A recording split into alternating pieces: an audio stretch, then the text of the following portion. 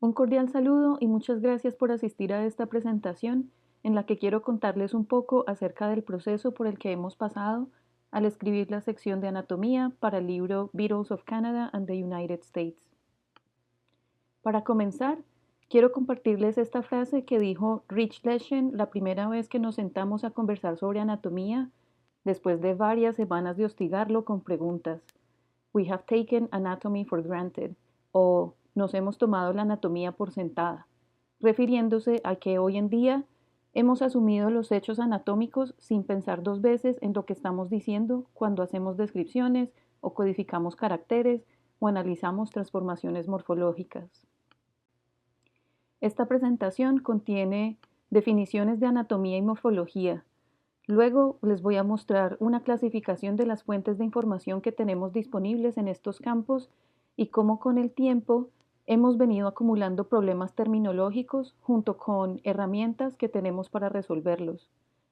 Al final les presentaré términos con definiciones que esperamos actualizar con el capítulo. Lo primero es entonces aclarar la distinción entre anatomía y morfología. Para esto traigo las definiciones que indicó Snodgrass en un ensayo que publicó en 1951 titulado Anatomy and Morphology. Primero, este párrafo. En el vocabulario en zoología, particularmente entomología, las palabras anatomía y morfología parecen haberse convertido en sinónimos al aplicarlas a la estructura animal, excepto que morfología parece preferirse probablemente por sonar más impresionante. Snodgrass en su ensayo indica los orígenes de cada palabra y da ejemplos de cómo algunas palabras han obtenido su significado actual.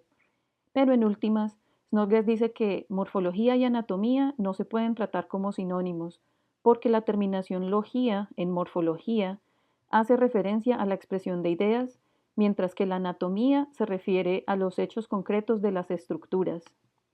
Es decir, que en últimas, la anatomía se refiere a lo observable y demostrable, mientras que la morfología se refiere a asuntos de interpretación, ya sea funcional o evolutiva, por ejemplo.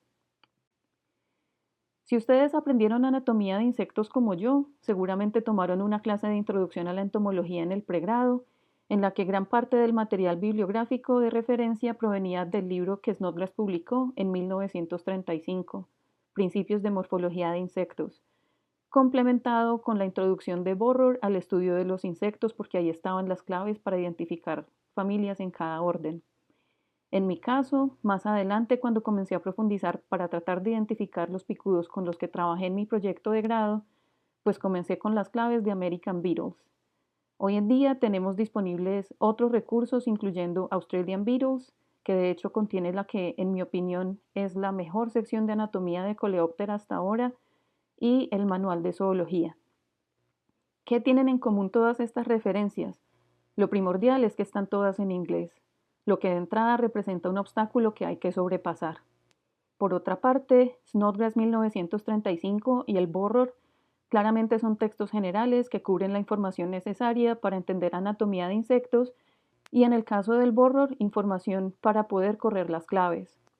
La sección de anatomía de American Beetles, en mi opinión, es muy general y en realidad no incluye información suficiente para entender los caracteres que se presentan en las claves.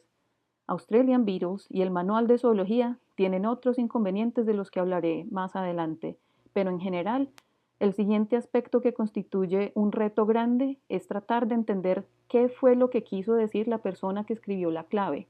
Y acá la barrera no es solo cuestión del idioma, sino de la terminología y el uso de las palabras descriptivas que se pueden interpretar de maneras diferentes, sobre todo cuando las lees desde un contexto idiomático diferente. El otro problema con estos libros es uno de acceso. En mis inicios aprendiendo anatomía de coleóptera hace unos 20 años, si no tenías la copia en físico en la biblioteca o si los profesores no los tenían disponibles, no había manera de consultar estos recursos. Y entonces había que quedarse con lo que se vio en clase, pero esto ha mejorado significativamente en años recientes, de manera que hoy en día, si tienes los contactos adecuados, conseguir estos libros en PDF no es imposible. Por cierto, otro recurso importante que ahora tenemos en Latinoamérica, que de hecho es más apropiado para nuestra fauna, es el capítulo de Coleóptera del libro Insectos de Brasil. Por si acaso, este libro está disponible en línea y de manera abierta. Para quienes deciden especializarse en taxonomía o quienes necesitan identificar especímenes a especie, la siguiente fuente de información, que es más especializada aún, son las revisiones taxonómicas.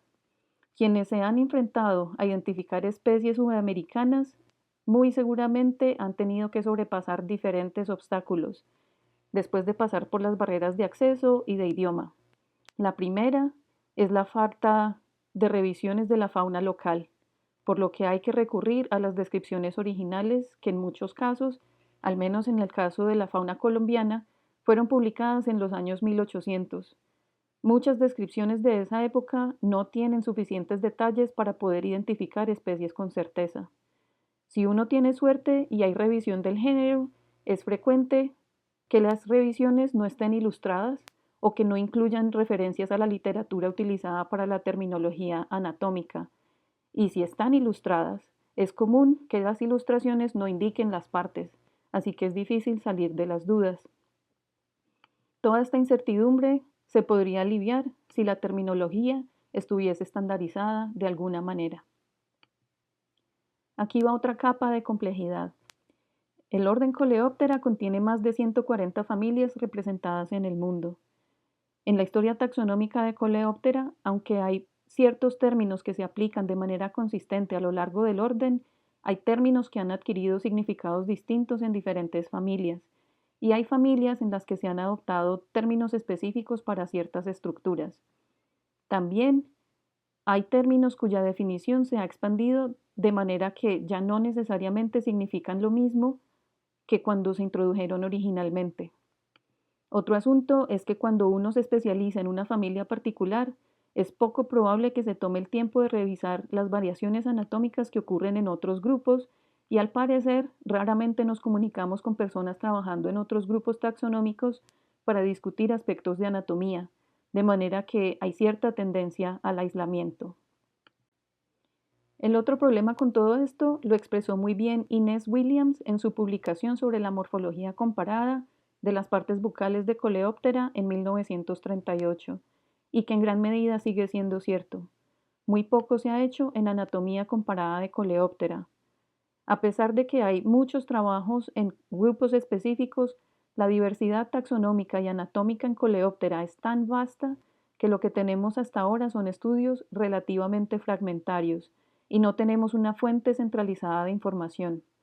Yo diría que la estandarización puede ser una de las vías para lograr algo parecido a un atlas anatómico de Coleóptera. Pasando a las fuentes de información, los estudios detallados en anatomía de Coleóptera pueden sintetizarse en varias categorías. La primera, estudios de una sola especie en los que se describen en detalle todas o gran parte de las estructuras anatómicas. Acá traigo un par de ejemplos. Un trabajo en Curculionidae de 1911 por Hopkins y otro de 1966 por Doyen en Tenebrionidae. Estos trabajos, como pueden ver, están ilustrados con detalle y las partes están tanto descritas en el texto como indicadas en las ilustraciones, lo que definitivamente ayuda a entender lo que los autores describieron. La segunda categoría son trabajos que se enfocan en una estructura anatómica que se estudia en múltiples familias.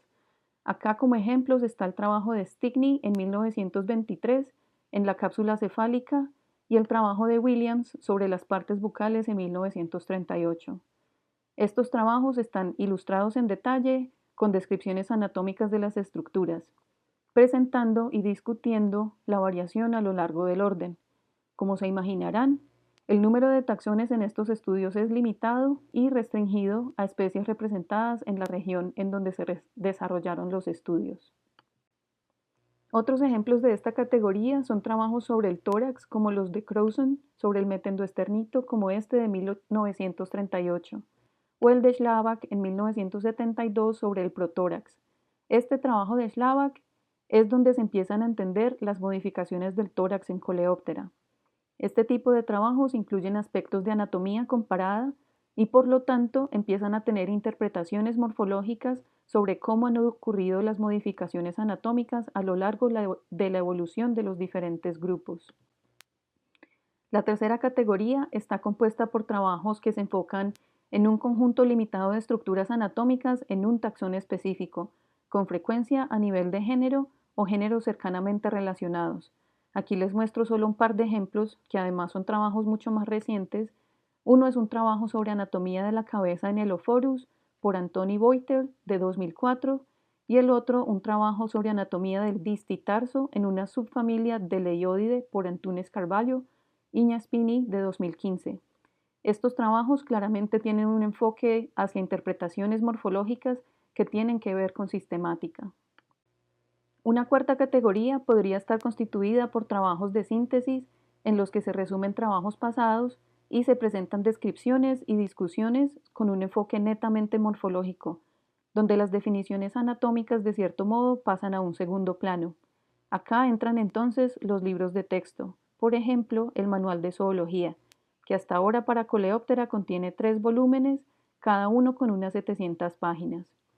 Estos libros contienen descripciones extensas y detalladas, listando ejemplos para discutir variaciones y de cierto modo para sustentar la clasificación de los grupos. Sin embargo, la sección dedicada a anatomía de Coleóptera ni siquiera está ilustrada, lo que quiere decir, al menos en mi opinión, que estos libros no están escritos para principiantes, sino que asumen un conocimiento previo del orden, y esto no está mal, solo que queda un vacío en el conocimiento anatómico entre los libros generales de entomología y este conocimiento morfológico avanzado. Cabe resaltar que para cada familia sí se incluyen ilustraciones del hábito, pero en muchos casos faltan indicaciones de las partes en las figuras, nuevamente porque se asume conocimiento previo. Otros libros han hecho un mejor esfuerzo para orientar a quien lee. Por ejemplo, Australian Beetles presenta descripciones que, en mi opinión, son simples, directas y más fáciles de seguir, pues no solo indican figuras, sino que cada término en la descripción anatómica se presenta en negritas, lo que ayuda a encontrar rápidamente a qué se refieren los términos. Un punto en contra es que la gran mayoría de las figuras son mudas, así que si no se entendió con el texto, la figura puede no aclarar la confusión de todos modos. Existe un trabajo de síntesis que considero la primera aproximación hacia estandarizar la terminología, y es la Filogenia de Coleóptera, liderada por Lawrence y que se publicó en 2011. Este trabajo fue precedido por el glosario de términos morfológicos que se incluyó en el segundo volumen del Manual de Zoología publicado en 2010. Este glosario incluye definiciones explícitas para estructuras como el mesoventrito y el metaventrito. Estos dos términos aparecieron, creo que por primera vez, en el marco de un análisis filogenético de Coleóptera por Boytel y Haas en el año 2000, y que pasados más de 20 años como comunidad, aún no usamos estos términos de manera consistente. Todo esto resulta en que se ha generado una gran cantidad de conocimiento en el pasado, pero lo que generalmente se usa, al menos para aprender inicialmente, son los trabajos de síntesis, en parte porque no hay tiempo para revisar en detalle las publicaciones originales, porque hay que graduarse, porque hay que publicar, así que lo más eficiente es leerse el resumen y aceptar sin cuestionar mucho la información que se presenta brevemente y que podamos emplear con un alto grado de certeza.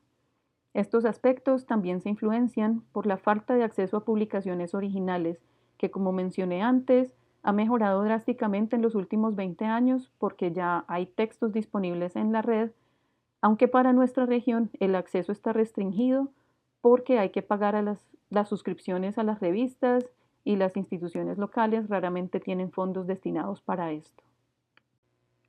Con todo este contexto, el año pasado acepté el reto de escribir el capítulo de anatomía para el libro Beetles of Canada and the United States, que se ha estado preparando desde 2020. En parte me ofrecieron esta tarea gracias al trabajo que hemos venido desarrollando con la ontología para la anatomía de Coleóptera, un proyecto que pretende formalizar y estandarizar la terminología anatómica de Coleóptera, de manera que tanto los términos como las definiciones sean computables. ¿Y para qué queremos términos y definiciones computables? idealmente y a futuro para poder extraer, compilar y comparar información desde la literatura existente, pero de manera más inmediata para poder tener una fuente de consulta que funcione como un glosario, eventualmente ilustrado y enlazado a todas esas referencias pasadas. Con respecto al capítulo de anatomía, inicialmente la tarea consistía en simplemente ajustar el contenido que apareció en American Beatles en el año 2000 para actualizar la terminología. Pero resulta que encontré muchos vacíos, sobre todo una falta de definiciones claras que me llevaron a reescribirlo desde cero. Para esto, invité a Rich Leshen como coautor, pues él conoce mucho mejor el orden y tiene amplia experiencia en muchas familias que yo escasamente conozco de nombre, además de su gran experiencia como autor de capítulos similares. Para darles un poco de contexto sobre el libro, si no estoy mal, esta será la séptima versión de publicaciones sobre la fauna de Coleóptera que se produce en Norteamérica, con un enfoque amplio en términos geográficos y con el objetivo de proveer herramientas de identificación. La estructura general de estas publicaciones se ha mantenido desde el principio. Una introducción general que incluye una sección de anatomía con ilustraciones, una clave para las familias reconocidas en la época y un tratamiento por familia que incluye una diagnosis de los adultos. En las primeras versiones se presentaba un listado de las subfamilias y tribus y claves para identificarlas. En 1930 las claves van a género, pero no se incluye nada con respecto a la anatomía en general ni ilustraciones. Para las versiones de 1963 en adelante, se incluye una sección sobre anatomía externa de los adultos. Esta sección, incluyendo las ilustraciones acompañantes, no cambiaron desde entonces. Un detalle clave con este proyecto es que el inglés para mí es un segundo idioma, y viviendo en inglés por los últimos 10 años, ha hecho que me dé cuenta de cómo los términos de orientación que se han usado tradicionalmente en textos en inglés se pueden prestar para interpretaciones que pueden ser diferentes a lo que los autores pretendían comunicar. Así que desde mi experiencia decidí que lo primero era orientar a quien lee, de manera que la orientación se entienda desde el cuerpo del organismo que se observa y no desde el punto de vista de la persona que observa.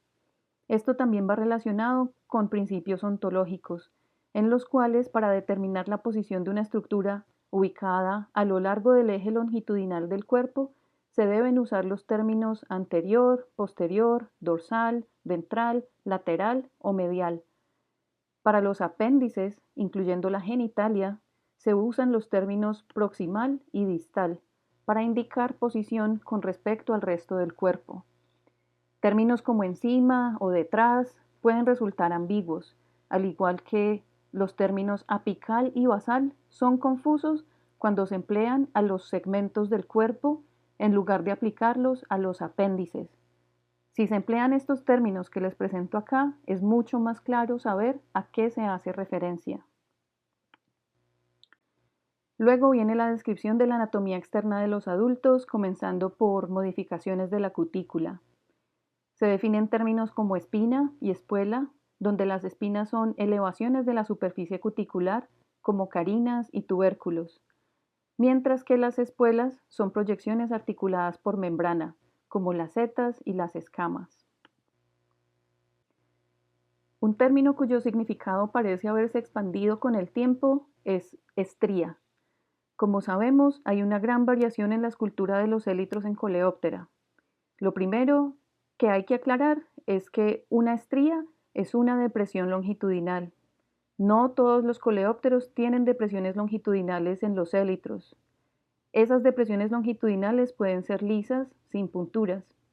Algunos élitros tienen series de puntos que no están ubicadas en depresiones longitudinales, y también hay élitros que tienen una combinación de estrías y punturas. También hay punturas que no están alineadas en series, sino distribuidas aleatoriamente. Pueden consultar este trabajo de Harris con definiciones de términos utilizados para describir escultura. Todos estos élitros que ven acá representan variación dentro de una subfamilia de Hydrophilidae.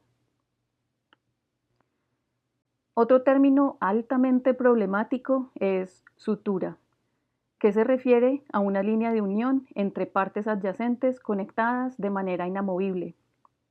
La palabra sutura se refiere a una línea de costura y se aplicó en anatomía originalmente al cráneo de los vertebrados, porque las placas de hueso se van conectando entre sí a medida que el animal crece hasta que se unen por completo. De manera general, las suturas son líneas de debilidad estructural y por eso en insectos las únicas suturas reales, de acuerdo con la última publicación de Snodgrass en 1963, son las líneas ecdiciales, por las que se abre la cápsula cefálica para que el insecto pueda mudar. Pero resulta que en Coleóptera, el cuerpo, pero principalmente el tórax, ha sufrido tantas modificaciones que realmente hay varias regiones donde existen líneas de unión entre partes adyacentes y conectadas de manera inamovible. Por ejemplo, en la región ventral del tórax, lo que en otros grupos de insectos son esternitos completos, en Coleóptera, externamente, solo se ve parte de esos esternitos, porque hay elementos subcoxales, pleurales y ventrales que se han internalizado para formar estructuras que sirven como anclaje de músculos como el metendoesternito. Por cierto, hay un caso específico en el que hemos estado utilizando el término sutura de manera errónea por un largo tiempo, y es cuando lo utilizamos para referirnos a las líneas de unión entre élitros a lo largo de la línea media dorsal del cuerpo. Los únicos casos en los que esa línea se puede llamar sutura, por definición, es cuando los élitros están fusionados entre sí. Y una cosa más, ya que estamos aquí. Esta región triangular entre las partes anteriores de los élitros, y que siempre le hemos llamado escutelo, se llama escudo escutelar, porque en realidad es solo la porción media posterior del mesoescutelo entero, y que está expuesta y forma parte del sistema de anclaje de los élitros para mantenerlos cerrados en su sitio. Por otro lado, la palabra segmento implica que hay músculos intrínsecos dentro de la unidad, es decir, que hay músculos que tienen su origen e inserción dentro de esa unidad, y por lo tanto es incorrecto llamar segmento a las secciones terminales de los apéndices como los antenómeros, palpómeros y tarsómeros. Hablando de tarsómeros, y quizá el mejor ejemplo de por qué los términos de orientación son importantes, tenemos el distitarso, mejor conocido como el pretarso. Aquí, claramente quien propuso el término pretarso consideró la posición como antes del tarso, probablemente pensando en quien observa y no en la posición distal que realmente tienen las estructuras con respecto al resto del cuerpo del organismo. El término distitarso se propuso tal vez antes de 1934 en lugar de postarso. La estructura está compuesta por las uñas, la placa unguitractora, que por lo general está escondida dentro de la sección distal del último tarsómero, el empodio, que puede o no estar bien desarrollado, y todo esto está conectado por membrana que se puede expandir e incluso esclerotizar. El distitarso se considera un segmento como tal, porque tiene músculos intrínsecos. Por último, tenemos la numeración de los segmentos abdominales. Dado que las regiones ventrales del primer y segundo segmento del abdomen han desaparecido, al menos en polífaga, las placas ventrales visibles del abdomen, que por cierto se indican con números romanos, comienzan con el esternito 3. Esas placas ventrales abdominales se denominan ventritos abdominales y se numeran usando números arábigos.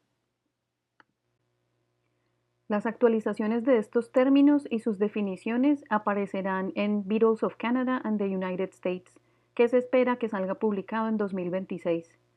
El capítulo también incluye descripciones generales de la genitalia de los machos y de las hembras, junto con una descripción muy general de las larvas. Todas las ilustraciones serán nuevas o en algunos casos redibujadas o ajustadas de publicaciones existentes. Adicionalmente, la clave a familias está en proceso de actualización. Esta también incluirá figuras que realmente especifiquen los caracteres que indica la clave. Si alguien quiere colaborar en la producción de imágenes para ilustrar caracteres, el apoyo es bienvenido.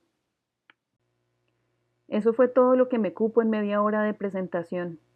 Espero haberles convencido de que, como comunidad, Deberíamos hacer un mejor esfuerzo por usar la terminología anatómica con un poco más de rigor, en parte para hacerle justicia a las personas que han investigado estos aspectos en detalle en el pasado.